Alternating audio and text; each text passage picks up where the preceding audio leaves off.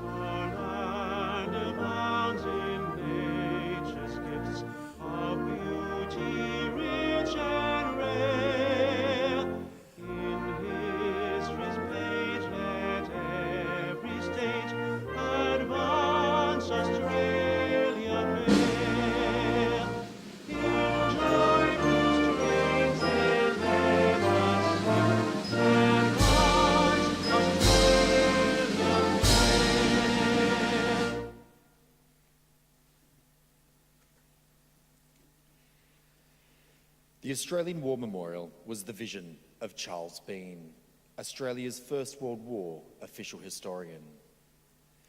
Bean landed with the Australian troops on Gallipoli and stayed with them at the front through to the end of the war. The idea of this national memorial and museum came to him at Poitiers, France, in the depths of the bloody fighting of 1916. Bean's idea was that this would be a place where families and friends could mourn loved ones buried in faraway places. It would also be a place that could help all Australians understand what these men and women had endured and what they had done for us. Bean's vision, to which we remain true, is best expressed as inscribed in the entrance to the memorial's galleries. Here is their spirit in the heart of the land they loved, and here we guard the record which they themselves made. Tonight we'll read the story behind just one of those on the Roll of Honour, which lists the names of more than 102,000 men and women who have given their lives for us in war and operations for more than a century. But first we present a lament, Flowers of the Forest.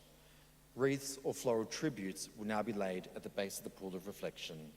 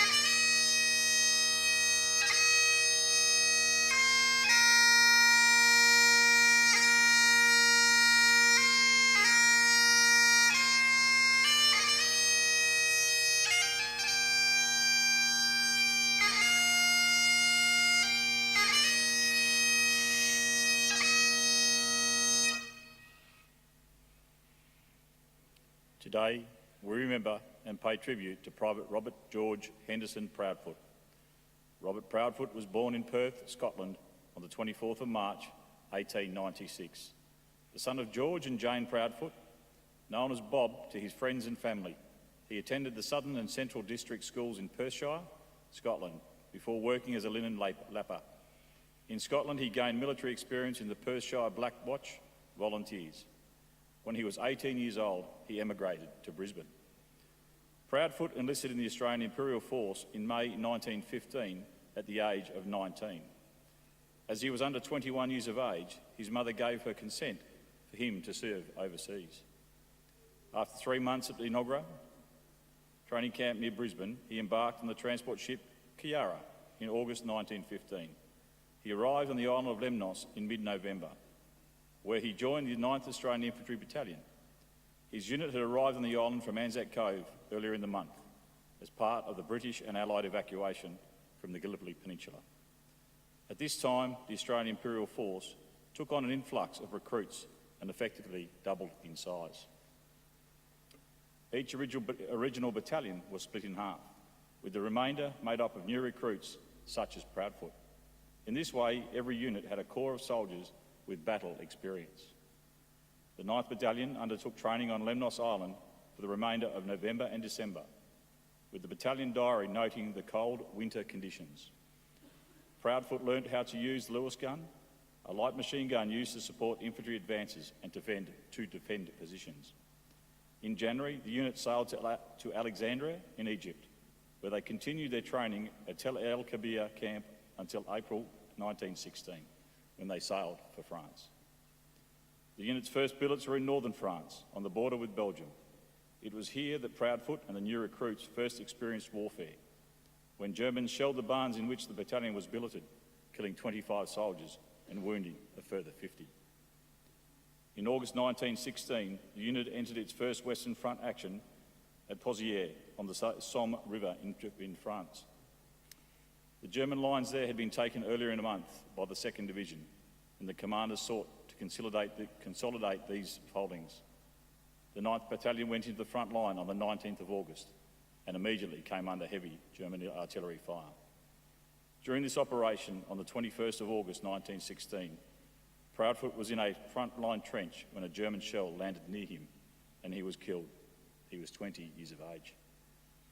Two of his older brothers also served, Corporal George Proudfoot, who returned to Australia, and Corporal William Mason Proudfoot, MM, who was killed at Mazines in June 1917. Robert Proudfoot was buried at Serre Road Cemetery No. 2 in France, where his remains lie today alongside more than 7,000 Commonwealth soldiers from the First World War. Private Robert Proudfoot is listed on the Roll of Honour on my right, among almost 62,000 Australians who died while serving in the First World War. His photograph is displayed today beside the pool of reflection. This is but one of the many stories of service and sacrifice told here at the Australian War Memorial. We now remember Private Robert George Henderson Proudfoot, who gave his life for us, for our freedoms and the hope of a better world.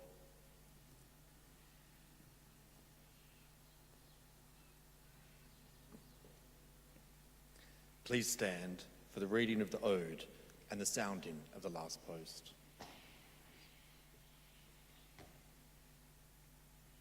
They shall not grow old, as we the left grow old. Age shall not weary them, nor the years condemn. At the going down of the sun and in the morning, we shall remember them. We will remember them.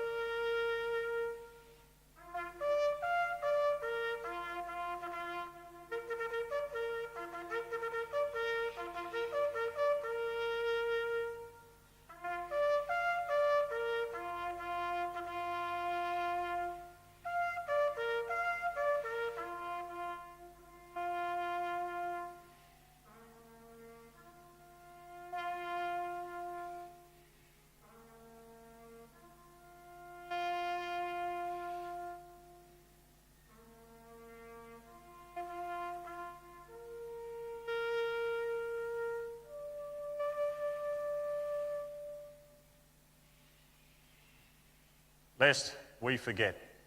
Lest we forget.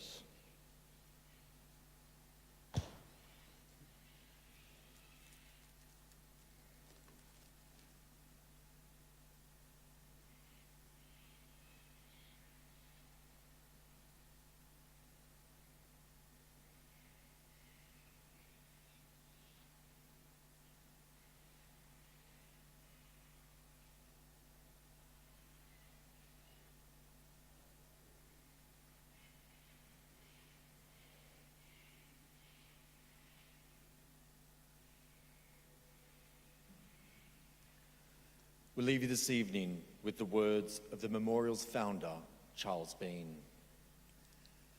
Many a man lying out there at Poziere or in the low scrub at Gallipoli with his poor, tired senses barely working through the fever of his brain has thought in his last moments, well, it's over, but in Australia, they'll be proud of this.